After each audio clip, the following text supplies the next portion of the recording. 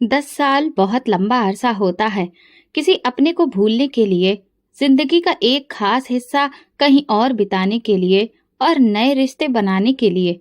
लेकिन कुछ बातें ऐसी होती हैं जिन्हें इंसान कभी नहीं भूलता। और एक माँ अपनी औलाद को कैसे भूल सकती है? वो औलाद जो मुझसे 10 साल पहले बिछड़ गई थी, आज मैं उसे वापस पाने की ख्वाहिश लिए एक खंडहर नुमा घर की तरफ बढ़ रही थी। उस खंडर जैसे घर में तो शायद कोई पक्षी भी ना रहता हो, तो फिर मुझे मेरी इतनी बड़ी दिल की ख्वाहिश कैसे मिल सकती थी? दिल ही दिल में भगवान से बातें करती जा रही थी। बस तुझसे ही ये प्रार्थना है, तेरे ही सामने हाथ फैलाए हैं, अब तू ही मेरी मदद कर। कोई चमत्कार तुझे ही दिखाना है और मुझे यकीन था कि मेरा भगवान मेरी मदद करेगा। अगर मैं किसी को ये सारी बातें बताती तो वो यही कहता, तुम तो पागल हो। लेकिन हाँ, मोहब्बत और भरोसे वाले लोग पागल ही होते हैं। किसी से मोहब्बत करनी हो या भरोसा, पागलपन के बिना हो ही नहीं सकता। मैं उस घर में पहुंच गई। जैसे ही दरवाजा खोला, मेरे पैरों तले से जमीन खिसक गई, क्योंकि सामने मेरे सपनों की बुनियाद और भगवान का चमत्कार खड़ा था। क्योंकि सामने ही मेरा नाम आंचल है और मेरी शादी कम उम्र में हो गई थी। मुझे इस बात का कोई अफसोस नहीं था। मैंने कभी ये नहीं सोचा था कि मेरी जिंदगी में कुछ ऐसा हुआ है जो नहीं होना चाहिए था। मेरी शादी बिल्कुल सामान्य हालातों में हुई थी, ना कोई जबरदस्ती, ना कोई मजबूरी। दिल से खुश थी कि मेरी जिंदगी का एक नया सफर शुरू हो रहा है। जिस इंसान से मेरी शादी हुई, उसका नाम दिलीप था। सुनने में आया था कि वो बहुत गुस्से वाला आदमी है। जब मेरी शादी हुई और मैं विदा होकर दिलीप के घर आई, तो सबने मुझे तरह तरह की बातें सुनाई। किसी ने कहा कि वो बहुत सख्त और न्यायप्रिय है। किसी ने कहा कि वो कभी किसी की गलती बर्दाश्त नहीं करता। किसी ने कहा कि उसकी नजर में सही और गलत का बहुत महत्व है। अगर कोई गलती कर बैठे तो उससे बड़ा जालिम कोई नहीं होगा। मैंने ये सब सुना, लेकिन दिल में कोई डर नहीं था। पहली रात उसने मुझसे सीधा साफ कहा, अगर गलती करोगी तो मुझसे बुरा कोई नहीं होगा, लेकिन अगर अच्छे से रहोगी तो तुम्हें दिल की और इस घर की रानी बनाकर रखूंगा। उस वक्त मैंने सोचा, ये तो आम सी बात है। जैसे हर घर के अपने कुछ नियम होते हैं, वैसे ही शायद उसके भी होंगे। और सच में ऐसा ही था। अगर मैं अच्छे से रहती तो वो मेरा बहुत ख्याल रखता था, मेरी हर छोटी बड़ी जरूरत का ध्यान रखता, मुझे इज्जत देता, मेरी पसंद नापसंद को महत्व देता था। अगर कभी कोई गलती होती तो वो बस इतना ही कहता, ये गलत हुआ है, अगली बार ध्यान रखना। हाँ, कभी कभी डांट भी देता था, लेकिन वो डांट किसी दुश्मनी या बदतमीजी सी नहीं होती थी, बल्कि उसके लहजे में भी एक अजीब सा ख्याल रखने वाला एहसास होता था। लेकिन लोग उसे जालिम कहते थे और मुझे ये सुनकर हैरत होती थी। जो इंसान मेरा पति है, मेरे साथ रहता है, मेरी हर जरूरत पूरी करता है, क्या मैं ही उसकी असली शख्सियत नहीं समझ पाई? और बाहर के लोग उसे ऐसा क्यों समझते हैं? वो एक बड़ा भाई भी था, परिवार के सारे मामलों को संभालता था, घर की जिम्मेदारियां उसके कंधों पर थीं। वो फैसले लेता था और उसके फैसले सबके लिए आखिरी होते थे। शायद इसी वजह से सबको लगता था कि वो सख्त है। इसी बीच दिलीप की नौकरी विदेश में लग गई। सब लोग बहुत खुश थे। वो मुझे भी अपने साथ ले जाने वाला था। सब कुछ अच्छा चल रहा था, लेकिन तभी पता चला कि मैं माँ बनने वाली हूँ और मुझ पर फिलहाल सफर करने की मनाही थी। उसने कहा, कोई बात नहीं, जब हमारा बच्चा इस दुनिया में आ जाएगा तब साथ चलना। इस बात ने मुझे और ज्यादा खुश कर दिया था कि वो मेरी और हमारे होने वाले बच्चे की सेहत को सबसे ऊपर रखता है। सब लोग मेरी किस्मत से जल रहे थे, कह रहे थे, एक तो अच्छा भला पति मिल गया जो मर्दों में मर्द है, और फिर बच्चा भी होने वाला है, अब तो विदेश भी जाना है। मुझे लग रहा था कि मेरी जिंदगी पूरी हो रही है। एक मोहब्बत करने वाला पति, इतनी सारी खुशियां और एक बेहतरीन भविष्य।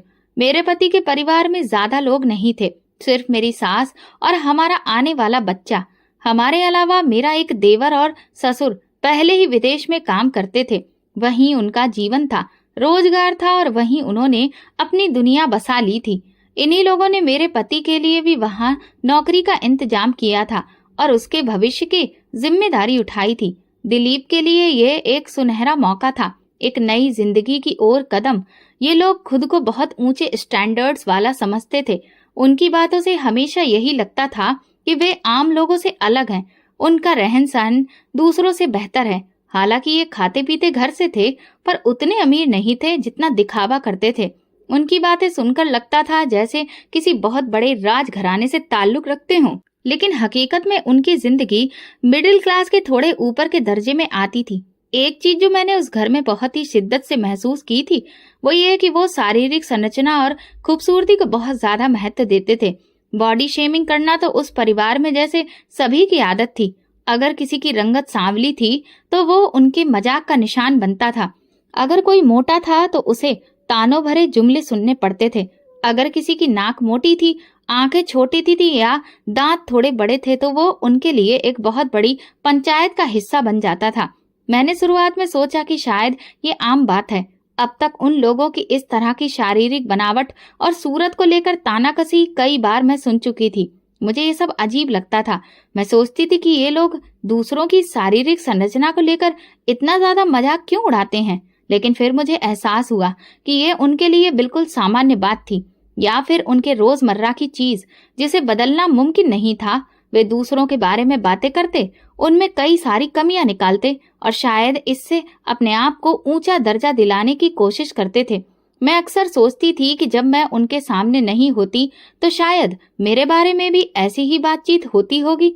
अगर देखा जाए तो मेरे अंदर कोई खास शारीरिक कमी नहीं थी। मैं लंबी थी, दुबली पतली भी थी, मेरी नाक छोटी, होंठ बारीक और नक्श तीखे थे। लेकिन फिर भी ये सोचकर मुझे अजीब लगता था कि शायद मैं भी उनके तानों का एक हिस्सा बन चुकी हूँ। किसी के बारे में इस तरह बात करना अच्छी बात नहीं होती, लेकिन उनके लिए ये सब आम था और मैं इसे बदल नहीं सकती थी। उन दिनों मेरी जिंदगी ने एक नया मोड़ लिया। मैं माँ बनने वाली थी। एक नन्हा सा वजूद मेरी कोख में पल रहा था। यह एहसास मेरे लिए खुशी और उम्मीद की किरण था। लेकिन फिर मेरे पति ने मुझसे जो बात कही वो मेरे लिए कुछ अजीब थी। उन्होंने कहा कि अगर बेटी हो रही है तो उन्हें कोई प्रॉब्लम नहीं है, क्योंकि वो भी भगवान की ही देन है। लेकिन अगर बेटी हो तो फिर वो बहुत खूबसूरत होनी चाहिए, बिल्कुल गुड़िया के जैसी। आजकल इंटरनेट पर हम देखते हैं कि कैसी कैसी प्यारी बच्चियां होती हैं, बिल्कुल किसी डॉल के जैसी। अगर बेटी हो तो ऐसी ही हो, नहीं तो फिर भगवान मुझे बेटा ही दे। उसकी ये बात मेरे दिल में एक अजीब सा एहसास छोड़ गई। उसने जो शकल सूरत बताई थी वो सिर्फ एक शर्त के तौर पर रखी गई थी, जैसे अगर खूबसूरती नहीं हुई तो बेटी का होना एक नकारात्मकता बात बन जाएगा। मेरी सास ने तुरंत कहा, माँ खूबसूरत है, बाप खूबसूरत है, तो बेटी खूबसूरत क्यों नहीं होगी। जैसे कि ये पहले से तय हो कि अगर माँ बाप की शक्ल अच्छी हो तो औलाद भी खूबसूरत होगी ही। मैंने उनकी बात सुनी, लेकिन अंदर से बेचैनी महसूस की। मैंने सोचा कि अगर मेरी बेटी आम शकल सूरत की हुई और इनकी खूबसूरती के पैमानों पर खरी नहीं उतरी तो क्या उसके लिए जिंदगी मुश्किल हो जाएगी। क्या वो भी इस तरह की बॉडी शेमिंग का शिकार होगी जो मैं इस घर में देखती आ रही थी। ये सारे सवाल मुझे परेशान करने लगे। मैं चुप रही। मैं अपने अंदर पलने वाली उस नन्ही जान को दिल से अपना चुकी थी, चाहे फिर वो जैसी भी हो। मेरे लिए वो सिर्फ एक बच्ची नहीं थी, वो मेरी प्रार्थना थी, मेरा प्यार, मेरे वजूद का हिस्सा। मेरे कमरे में खूबसूरत बच्चों के पोस्टर लगे हुए थे। ये सब देखकर मेरे दिल में एक अजीब सा एहसास उठता था। ये बच्चे किसी और की दुनिया के लगते थे, किसी ऐसी दुनिया के जहाँ सब कुछ संपूर्ण है, और मैं बेबस होकर देखती रहती थी। मैं कभी कभी हैरान होती थी कि जिस तरह का हमारा रंग है तो हमारे जैसे लोगों के घरों में एकदम गोल मटोल गोरे रंग के बच्चे कैसे पैदा हो सकते हैं। सच्चाई तो ये थी कि हमारे भारत के बच्चों की शक्लें उन पोस्टर वाले बच्चों से काफी अलग होती है, लेकिन इसके बावजूद भी लोग हमेशा खूबसूरती को ही ज्यादा महत्व देते थे। ये सिर्फ मेरे पति और सास की पसंद नहीं थी, बल्कि पूरे खानदान का नजरिया यही था। वे खूबसूरती के पुजारी थे। उनके लिए किसी भी चीज की पहली कसौटी यही थी कि वो दिखने में कैसी है। मुझे धीरे धीरे एहसास होने लगा कि मेरी शादी भी शायद इसी आधार पर की गई कि मैं खूबसूरत थी, इसीलिए मुझे चुना गया। मेरी तारीफें होती थी, मेरी शक्ल सूरत की बार बार बात की जाती थी और मुझे ऐसे पेश किया जाता था जैसे मैं कोई चीज हूँ जो उनकी शर्तों पर पूरी उतरी हूँ। जब भी हम किसी फंक्शन में जाते तो मुझे हमेशा सबसे खूबसूरत कपड़े पहनने के लिए कहा जाता। मेरे पति और सास को ये पसंद नहीं था कि मैं आम से कपड़े पहनूं। वे मुझे खास तौर पर तैयार करवाते, मेरे लिए महंगे सूट साड़ियां लाते, मुझे ब्यूटी पार्लर भेजते ताकि मैं सबसे खूबसूरत दिखूं। जब मैं महफिल में जाती तो लोग मुझे ही देखते और उन्हें यही सबसे ज्यादा पसंद आता। हमने इसे चुना है, जैसे कि कोई ऐसी चीज हूँ जिस पर उन्हें दूसरों के सामने गर्व महसूस हो। शुरुआत में मुझे ये सब अच्छा लगता था। कौन सी लड़की ऐसी तारीफें सुनकर भला खुश नहीं होती? लेकिन धीरे धीरे मुझे ये एहसास होने लगा कि उनकी मोहब्बत मेरे वजूद, मेरी अच्छाइयों के लिए नहीं थी, बल्कि सिर्फ और सिर्फ मेरी शारीरिक खूबसूरती के लिए थी। मैं सोने लगी तो एक ख्याल आया, अगर मेरी शक्ल सूरत आम होती तो क्या ये लोग मुझे चुनते? अगर मैं उनकी खूबसूरती की शर्तों पर खरी नहीं उतरती तो क्या ये लोग मुझे भी वही बातें सुनाते जो मैंने उनके घर में दूसरी औरतों के लिए सुनी थी? मेरा दिल जोर से धड़कने लगा जब मैंने इस सच्चाई को महसूस किया और सोचा कि जब मेरी बेटी पैदा होगी तो क्या ये लोग उसे भी इसी तरह रखेंगे? अगर वो उनकी पसंद के मुताबिक नहीं निकली तो क्या वो भी इन लोगों की तरह तरह की बातें सुनेगी? मेरे पति अब जाने की तैयारी कर चुके थे। वो बहुत उत्साहित थे, जैसे कि कोई बहुत बड़ी कामयाबी उनके बहुत करीब हो। उनका कहना था कि ज्यादा वक्त बर्बाद नहीं कर सकते, बस बेटी दुनिया में आ जाए और फिर हम तुरंत यहाँ से निकल जाएंगे। उन्होंने सब कुछ पहले ही तय कर लिया था और मुझसे कहा कि अपना बैग अभी से तैयार कर लो, क्योंकि बाद में ये सब करना मुश्किल हो जाता है। मैंने भी अपना बैग पैक कर लिया। उसमें वो छोटे छोटे कपड़े रखे जो मैंने अपनी बेटी के लिए खरीदे थे, नरम गुलाबी रंग के कपड़े जिन्हें मैंने बड़े ही शौक से चुना था। मैंने हर चीज का ध्यान रखा कि जब वो इस दुनिया में आएगी तो मुझे किन किन चीजों की जरूरत पड़ेगी। मेरी सास और पति दोनों बहुत ही जोश में थे। वो अक्सर साथ बैठकर आगे के बारे में बातें करते कि कैसे हम विदेश जाकर एक नई जिंदगी शुरू करेंगे, वहां जाकर सब कुछ बदल जाएगा। ये उनका सपना था। उनके सपनों में सब कुछ था, लेकिन कहीं भी मुझे उसमें मोहब्बत की गर्मी या जज्बात की गहराई नहीं लगी। मैं चाहती थी कि सब अच्छा हो, लेकिन मेरे अंदर एक हल्की सी बेचैनी थी, एक अजीब सा खौफ जिसे मैं किसी से कह नहीं सकती थी।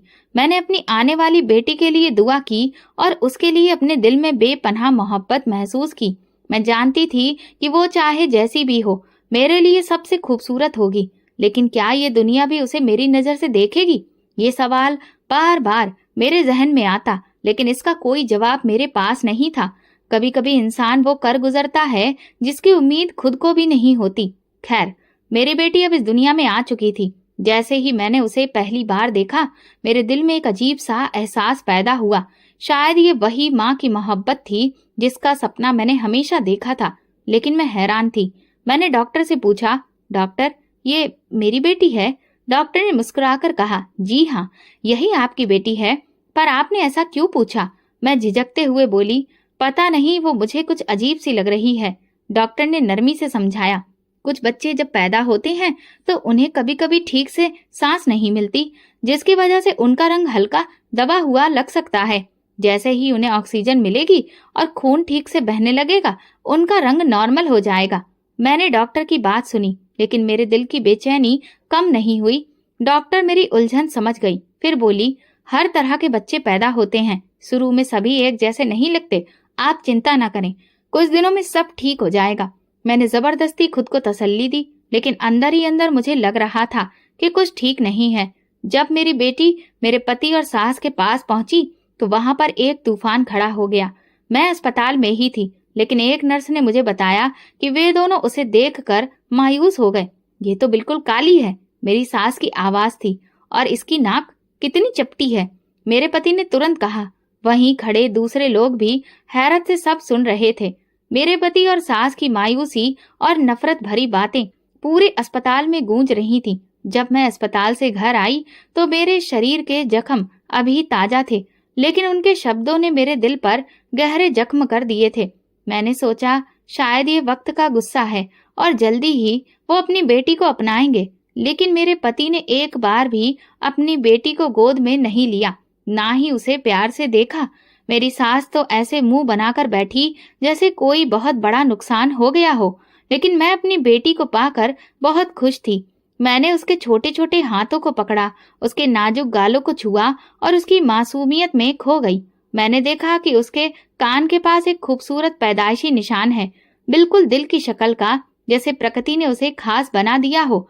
ये निशान मुझे याद दिलाता था कि ये बच्ची मेरी मोहब्बत है, मेरी दुनिया है। मैंने अब तक उसका नाम नहीं रखा था, लेकिन मैं रोज उसका चेहरा देखकर सोचती, उसका नाम क्या होना चाहिए। वो मेरे लिए सबसे खूबसूरत थी, चाहे कोई कुछ भी कहे।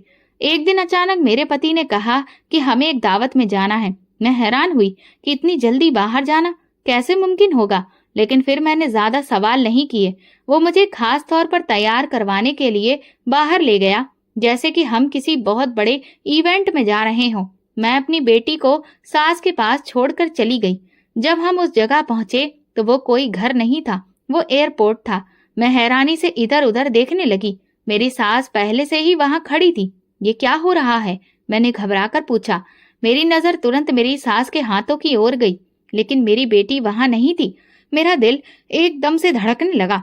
मेरी बेटी कहाँ है? मैंने चारों ओर देखना शुरू किया। चलो, फ्लाइट लेट हो रही है।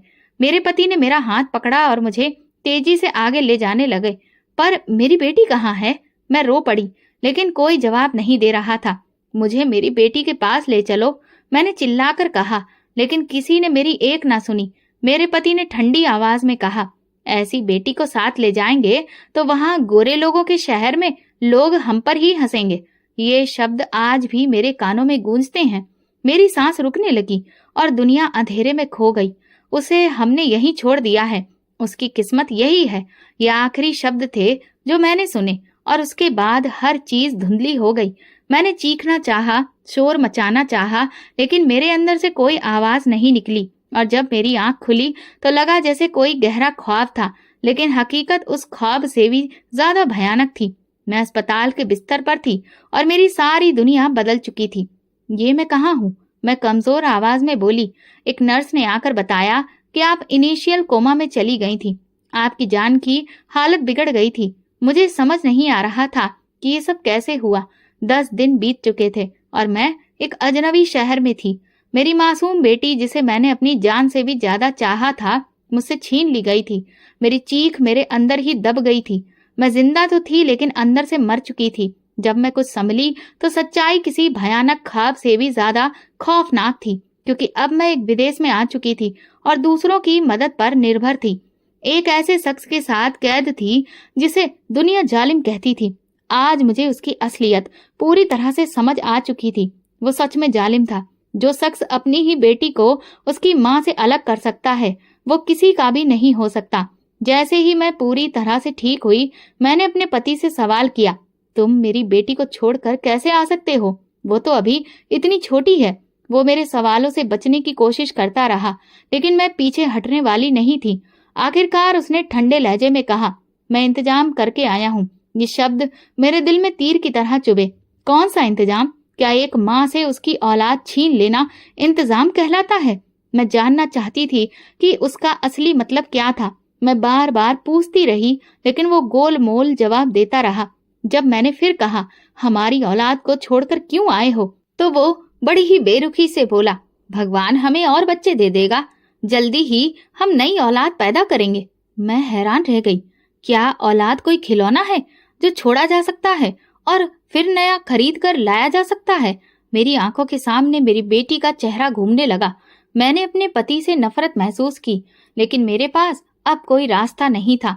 दिन, हफ्ते और फिर महीने गुजरते गए, मगर मेरा बच्चा नहीं ठहरा। वो दिन ब दिन बेसब्र होता जा रहा था। पहले तो वो खुद को तसल्ली देता रहा, लेकिन जब कई महीनों तक कुछ नहीं हुआ तो वो मुझे डॉक्टर के पास ले गया। डॉक्टर ने कुछ टेस्ट किए। जब रिपोर्ट आई तो उन्होंने गंभीर लहजे में कहा, आपकी पत्नी अब कभी भी मां नहीं बन सकेगी। ये शब्द मेरे पति पर बिजली बनकर गिरे। ये कैसे हो सकता है? उसने हैरान होकर कहा, ये तो एक बच्चे को जन्म दे चुकी है।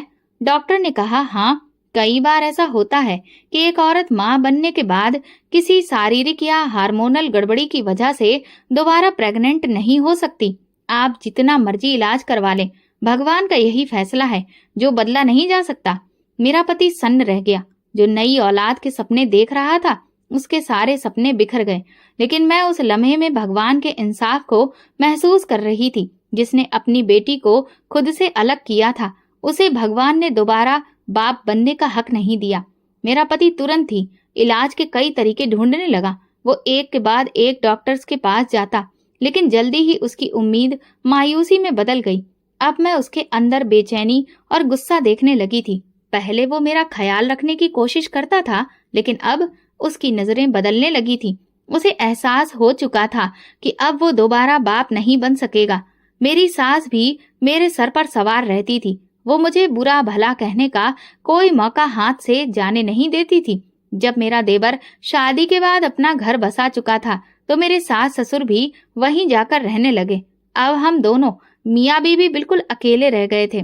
पहले जब मैं तन्हाई में बेटी से अलग होने का गम महसूस करती थी, तो मेरे पति की बेरुखी मेरे जख्मों पर नमक छिड़कने का काम करती थी। लेकिन अब जब वो खुद भी अकेला होने लगा, तो मैं उसके चेहरे पर परेशानी देखती थी। कभी कभी मैं उसे अपनी सोच में गुम देखती और महसूस करती कि वो अपने अतीत के किसी फैसले पर पछता रहा है। शायद वो महसूस करने लगा था कि भगवान ने उसे उसके गुनाह की सजा दी है। लेकिन मैंने सोचा, अगर गुनाह करने वाले सजा के बारे में इतना ही सोचें, तो गुनाह करें ही क्यों। उसे अपनी सजा का एहसास तो हो चुका था, मगर वो कभी अपनी गलती पर शर्मिंदा नहीं हुआ। कभी भी उसने ये बात स्वीकार नहीं की कि उसने जो किया वो बहुत गलत था। जिंदगी यूं ही गुजरती रही, लेकिन मैं अंदर से टूट चुकी थी। मेरी दुनिया वहीं रुक गई थी जब मेरी बेटी मुझसे छीनी गई थी, और मेरा पति अब वो भी वो नहीं रहा था जो पहले था। दिन गुजरते जा रहे थे, लेकिन एक सवाल कांटे की तरह चुभता रहा। मेरी बेटी कहाँ होगी? क्या वो ठीक होगी? क्या वो भी अपनी माँ की जुदाई को महसूस करती होगी? ये सोच मुझे अंदर ही अंदर खा रही थी। धीरे धीरे पता ही नहीं चला कब 10 साल बीत गए, लेकिन ये 10 साल किसी कैद से कम नहीं थे। हर लम्हा मेरी बेटी की याद में गुजरा था। हर पल मैंने उसकी जुदाई को महसूस किया था। मैंने कभी खुद को किसी चीज में इतना व्यस्त नहीं होने दिया कि मैं उसे भूल जाऊं। भला मैं उसे कैसे भूल सकती थी? वो मेरे ही वजूद का हिस्सा थी, मेरा खून, मेरा दिल, मेरी सांसें। कई रातें ऐसी थीं जब मैं अपनी बेटी के बारे में सोचते सोचते रोने लगती थी। कभी कभी मैं उसे सपने में देखती कि वो मेरे पास है और किसी अजनबी जगह पर खो गई है। मैं उसे ढूंढने की कोशिश कर रही होती, और फिर ऐसे सपने देखकर मैं तड़प कर उठ जाती। मेरी आंखें भीगी होती। मेरे पति के साथ मेरा रिश्ता अब सिर्फ दुनिया को दिखाने के लिए रह गया था। वो मेरे लिए अजनबी हो चुका था, और शायद मैं भी उसके लिए बदल चुकी थी। मैंने उसके साथ रहना छोड़ दिया था। मैं कम बोलती थी, कम सुनती थी, और दिल में सिर्फ एक ही मकसद था, मेरी औलाद। इन 10 सालों में मैंने भगवान से प्रार्थना करना कभी नहीं छोड़ा। मैं हमेशा कहती, मैं अपनी बेटी को तुम्हारे हवाले करती हूँ। तुम ही उसकी सुरक्षा करना, और कोई भी ऐसा रास्ता निकालना कि मुझे तुम उससे मिला दो। मैं खिड़की के पास बैठी खामोशी से बाहर देख रही थी। मेरा पति मेरे पास आया, पर मैंने मुड़कर नहीं देखा। लेकिन उसकी आवाज में एक अजीब सी नमी और हारापन था। माफ कर दो मुझे, उसने धीमे से कहा। मैंने कोई जवाब नहीं दिया और बस चुप रही। वो मेरे पास आकर खड़ा हो गया और बोला, बताओ तुम क्या चाहती हो? जो चाहोगी कर दूंगा। मैंने गहरी सांस ली और पहली बार अपने दिल की ख्वाहिश उसके सामने रखी। मुझे भारत जाना है। वो हैरान रह गया। शायद उसने सोचा भी नहीं था कि मैं ऐसा कुछ मांगूंगी। किस लिए? उसने सवाल किया। मैं अपने माँ बाप से मिलने जा रही हूँ, मैंने उससे ये कह दिया। वो कुछ पल मुझे देखता रहा, फिर बोला, तुम वहां जाकर करोगी क्या? इतने साल गुजर गए हैं, सब कुछ तो बदल चुका है। वहां जाकर देखूंगी, मैंने कहा। शायद उसे अंदाजा हो गया था कि मैं किसी भी कीमत पर भारत जाने का इरादा नहीं छोड़ूंगी, लेकिन वो खुद मेरे साथ आने के लिए तैयार नहीं हुआ। जब मैं हवाई जहाज में बैठी तो मेरे दिल की धड़कनें तेज थीं, मेरी आंखें बंद थीं और मैं भगवान से प्रार्थना कर रही थी, हे भगवान, तुम्हारे आदेश पर मैं वापस जा रही हूँ। मेरे रास्ते आसान करना और मुझे मेरी बेटी का सुराग दे देना। मैं जानती हूँ कि जो चीज 10 साल पहले खो गई थी वो आसानी से नहीं मिलेगी, लेकिन मैं तुम पर भरोसा करती हूँ। तुमसे उम्मीद बंधी है। अब तुम्हें कोई चमत्कार करके दिखाना होगा। मैं भारत वापस आ चुकी थी, अपनी मिट्टी में, अपने वतन में। मेरा पहला काम अपनी बेटी को तलाश करना था, लेकिन सवाल ये था कि शुरुआत कहाँ से करूं। मुझे सिर्फ इतना पता था कि वो 10 साल पहले कहाँ थी। मैंने सोचा सबसे पहले वहीं जाना चाहिए, शायद कोई सुराग मिल जाए।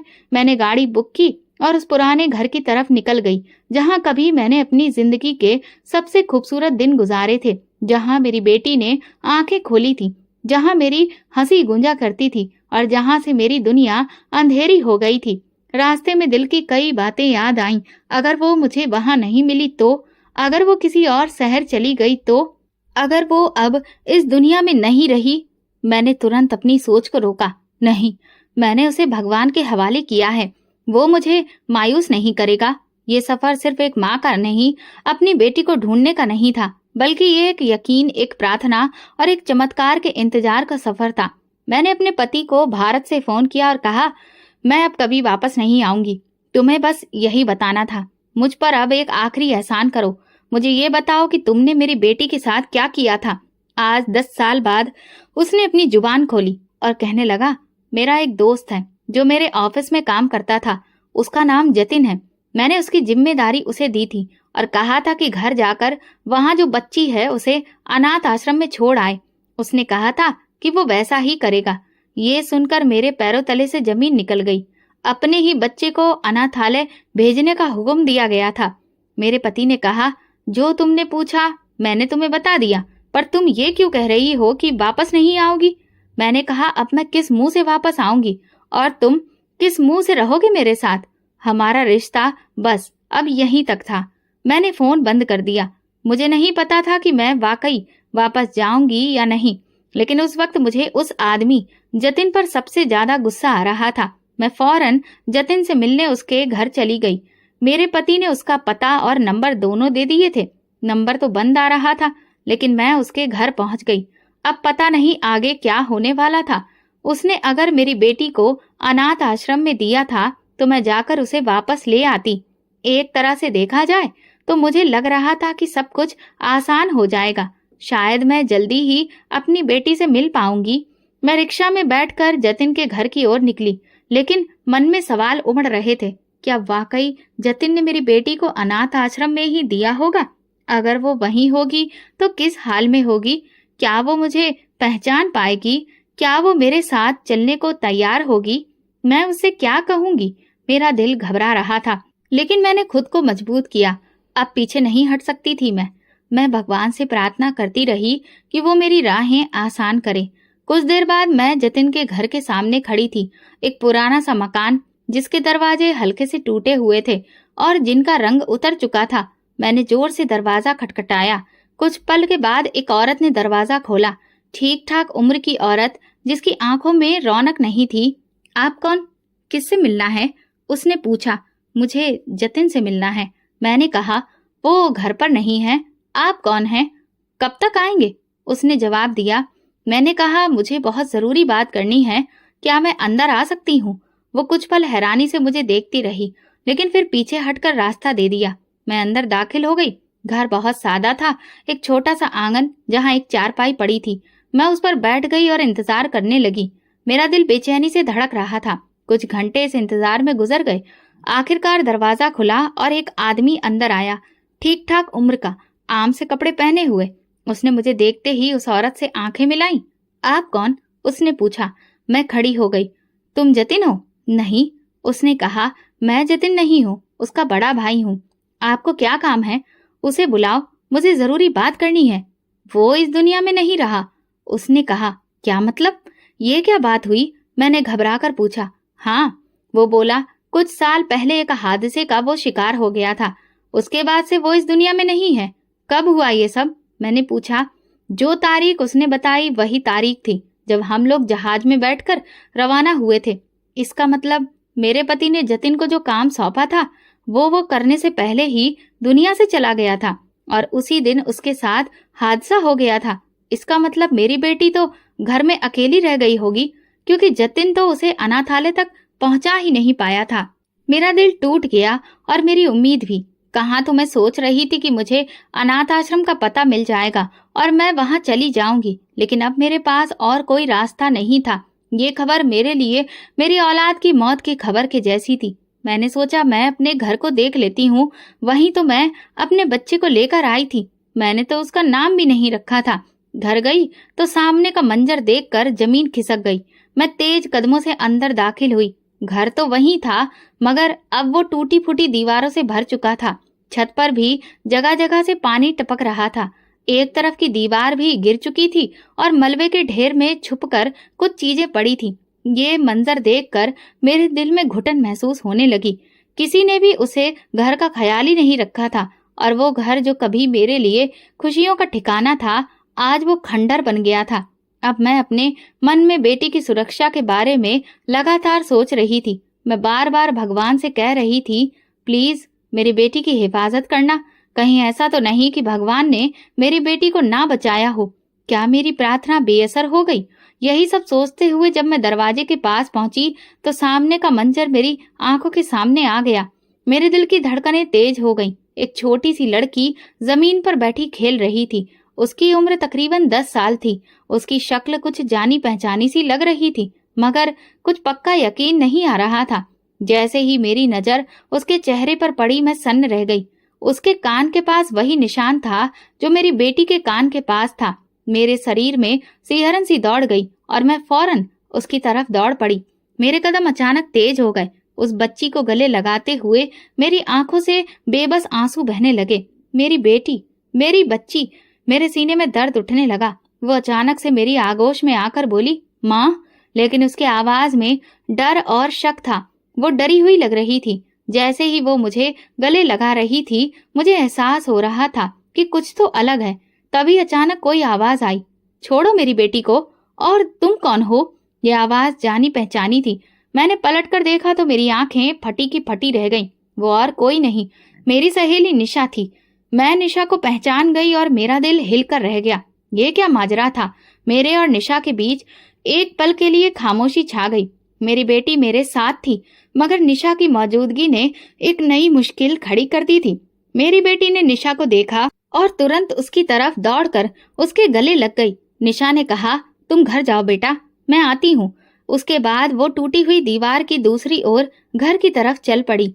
अब मैं और निशा आमने सामने खड़े थे, पर दोनों की आंखों में कई सवाल थे। निशा की आंखों में हैरानी और परेशानी झलक रही थी और मेरे दिल में कई सवाल उठ रहे थे। मैं हमेशा से जानती थी कि निशा की कोई औलाद नहीं थी, पर वो बच्ची के साथ थी और आज वो मेरी बेटी आरजू को अपने साथ में लेकर बैठी थी। उसने मेरी बेटी को इसी नाम से पुकारा था। मैं सब कुछ समझने की कोशिश कर रही थी। उसने कहा, हाँ, ये तुम्हारी ही बेटी है, लेकिन पहले तुम बताओ कि तुम उसे छोड़कर क्यों गई। ये सुनकर मैंने धीरे धीरे अपनी कहानी शुरू की। मैंने निशा को बताया कि किस तरह मेरा पति मुझे और मेरी बेटी को अलग करके ले गया और फिर किस तरह भगवान ने उसे उसके किए की सजा दी। निशा ने सारी कहानी सुनकर गहरी सांस ली और कहा, ये तो बहुत गलत हुआ। तुम्हें हर हाल में अपनी बेटी के साथ होना चाहिए था, मगर तुम्हारे पति ने जो किया वो बहुत बड़ा गुनाह था। उसके बाद निशा ने मुझे बताया कि वो मेरी बेटी आरजू को कैसे अपने पास ले आई थी। मुझे बच्चे के रोने की आवाज आई और मैं उस तरफ भागकर पहुंची। मैंने देखा वो छोटी बच्ची अकेली रो रही थी और जब तुम्हारा कोई पता ही नहीं चला तो मैं उसे गोद में उठाकर घर ले आई। तुम लोग कहाँ चले गए थे, मुझे कुछ समझ नहीं आया। फिर जब तुम्हारी कोई खबर नहीं मिली तो मैंने उसे अपना लिया। निशा की आवाज में उस वक्त अजीब सी खामोशी और गम था। मैं समझ गई कि उसने बहुत कुछ बर्दाश्त किया है। जब ये पक्का हो गया कि तुम लोग नहीं लौटोगे तो मैंने फैसला किया कि आरजू को मैं अपनी बेटी बना लूंगी और तब से वो मेरे साथ है। मैंने तुरंत पूछा, तुम्हारी जिंदगी कैसी गुजरी? निशा ने बताया कि उसका पति दूसरी शादी करके चला गया था और उसे तलाक दे दिया। मेरे पति ने मेरे बांझपन की वजह से मुझे छोड़ दिया। मैं खुद मेहनत मजदूरी करके अपने और अपनी बेटी की जिंदगी गुजारने की कोशिश करती रही। मेरे दिल में गम की लहर दौड़ गई। निशा ने आरजू को एक माँ की तरह पाला था और आरजू अब निशा को ही अपनी माँ समझती थी। उसकी बातों में एक सुकून था। निशा ने कहा, वो मुझे अपनी माँ समझती है। भला 10 साल की बच्ची को ये कैसे समझाया जाए कि वो असल में किसकी बेटी है? मैंने निशा से कहा, हमें आरजू को उसके बारे में कुछ नहीं बताना चाहिए। वो जो कुछ भी समझती है वही ठीक है। हम उसकी जिंदगी में अब कोई और मुश्किल नहीं लाएंगे। निशा ने सिर हिलाकर कहा, हाँ, मैं भी यही सोचती हूँ। हम इस बच्ची को उसके बचपन में खुश रखने की कोशिश करेंगे। फिर मैंने निशा से कहा कि मैं अपने पति के पास वापस नहीं जा रही हूँ और मैं आरजू के साथ निशा के साथ ही रहना चाहती हूँ। मेरे पास कुछ पैसे हैं और मैं उन पैसों को इन्वेस्ट करके एक छोटा सा कारोबार शुरू करना चाहती हूँ। मेरी आवाज में भरोसा था। हम सब मिलकर एक नई जिंदगी शुरू करेंगे। निशा ने मेरी बातों पर ध्यान दिया और फिर कहा, तुम्हारी बात मुझे ठीक लग रही है। मैं तुम्हें और आरजू को अपने साथ रखने का फैसला करती हूँ। मैं भी तुम्हें अपना कारोबार खड़ा करने में मदद करूंगी और अगर तुम्हें कभी जरूरत पड़ी तो मैं हमेशा तुम्हारे साथ हूँ। मेरे दिल में सुकून उतर आया। निशा ने ना सिर्फ मेरी बेटी को गोद लिया था बल्कि मेरी जिंदगी को भी एक नया रास्ता दिखाया था। मैंने उसे धन्यवाद कहा और फिर हम दोनों ने एक दूसरे की तरफ मुस्कुराकर देखा। एक नई जिंदगी की शुरुआत होने वाली थी और हम सब एक साथ उसकी ओर बढ़ रहे थे। इस मोड़ पर मैं भगवान का शुक्रिया अदा करती हूँ जिसने मेरी जिंदगी में निशा जैसे इंसान को भेजकर मेरे लिए रास्ता आसान कर दिया। इस सफर में हम एक दूसरे के साथ थे। मेरी जिंदगी का अगला कदम था कि मैं आरजू के साथ एक नई मंजिल की तरफ बढ़ूं और निशा के साथ मिलकर हम अपने सपनों को हकीकत में बदलें। निशा ने आरजू को बताया कि मैं उसकी मौसी हूँ और अब उसके साथ ही रहने वाली हूँ। शुरू में आरजू थोड़ी हिचकिचाई, लेकिन निशा की मोहब्बत और देखभाल ने उसके दिल में भरोसा पैदा किया। कुछ दिनों के बाद मैंने आरजू को सिखाया कि वो मुझे छोटी माँ कहा करे। ये एक छोटा सा कदम भले ही था, लेकिन मेरे दिल को इससे बहुत सुकून मिला। मुझे मेरी बेटी वापस मिल गई थी और मेरी प्रार्थनाएं बेकार नहीं गई थी। भगवान ने सच में चमत्कार दिखाया था, वरना मेरी जिंदगी में ये पल कभी नहीं आते। मेरे पति का दिल इतना कठोर था कि उसने मेरी बेटी को इस तरह अकेला छोड़ दिया, लेकिन ये भगवान का एहसान था कि आज उसने मुझे दोबारा बेटी के साथ खड़ा कर दिया था। हम तीनों एक दूसरे के साथ खुश थे। हर दिन एक नई उम्मीद और प्यार का एक नया रंग। मेरे पति मुझे बार बार फोन करते और वापस आने के लिए कहते, मगर मैंने उसे हमेशा यही कहा कि मैं अब वापस नहीं आऊंगी। जब भी मैं उसकी आवाज सुनती तो उसमें कोई खास उदासी नहीं होती थी, बल्कि ऐसा लगता था कि वो मुझे नहीं बल्कि अपनी अकेली जिंदगी को भुलाने की कोशिश कर रहा हो। शायद वो अपने बुढ़ापे में किसी सहारे को तलाश कर रहा था, लेकिन मैं अब उसके लिए वो सहारा नहीं बन सकती थी, क्योंकि वही वो आदमी था जिसने अपनी औलाद को अनाथ आश्रम में देने की कोशिश की थी और जिसकी वजह से मेरी बेटी ने इतना कुछ झेला। मैंने फैसला कर लिया था कि मैं ऐसे इंसान को सहारा नहीं दूंगी। मैंने उसे अपने दिल से निकाल दिया और अपनी बेटी के साथ खुश रहने लगी। मैंने निशा का भी बहुत बहुत धन्यवाद किया जिसने मेरी बेटी की सुरक्षा की, उसे माँ का साया दिया जो कि मैं कभी नहीं दे सकती थी। निशा ने वो सब कुछ किया था जो एक असली माँ ने अपने बच्चों के लिए करती है और उसी की मदद से आज मेरी बेटी सुरक्षित थी और मैं भी सुकून की जिंदगी जी रही थी। मैं जानती थी कि मेरी जिंदगी अब एक नया मोड़ ले चुकी है। आज भी हमारे बीच कई ऐसे सवाल खड़े हो जाते हैं जिनके जवाब तलाशना बहुत मुश्किल होता है। मैं सोचती हूँ कि क्यों आज भी लोग खूबसूरती और बदसूरती के पीछे इतने पागल हैं। हम बुनियादी सच्चाइयों को नजरअंदाज कर बाहरी दिखावे के पीछे भागते रहते हैं। भगवान ने हमें जो भी शक्ल सूरत या शारीरिक संरचना दी है वो उनके दिए हुए तोहफे का एक खास हिस्सा है और यही हमारी जिंदगी की सच्चाई है। हमें इस पर शिकायत करने का कोई अधिकार नहीं है। क्या इतना काफी नहीं है कि वो हमें औलाद दे रहा है, लेकिन फिर भी हम सोचते हैं कि वो किस रंग की है, कैसी शक्ल की है या क्या वो हमारे नाम को ऊंचा करेगी। हम ये सब भूल जाते हैं और भगवान का धन्यवाद करने की जगह खुद भगवान बनकर अपनी औलाद की जिंदगी के फैसले करने लगते हैं, जबकि भगवान ने हमें अकल दी है, समझ दी है कि किस रास्ते पर जाना सही है, लेकिन फिर भी हम दुनिया के माया जाल में उलझे रहते हैं। भगवान ने जो कुछ भी बनाया है उसकी अपनी खासियत और अपना मकसद है। उससे नफरत करना भगवान से नफरत करने के बराबर है। खूबसूरती सिर्फ शक्ल सूरत की नहीं होती बल्कि दिल की भी मायने रखती है। इंसानियत में जो खूबसूरती है वही हमें भगवान के और करीब ले जाती है। इसलिए भगवान ने जो कुछ भी हमें दिया है हमें उसका दिल से धन्यवाद देना चाहिए। तो दोस्तों, अगर आपको हमारी कहानी पसंद आई है तो प्लीज कमेंट करके जरूर बताइए। वीडियो को लाइक करें और ज्यादा से ज्यादा शेयर करें।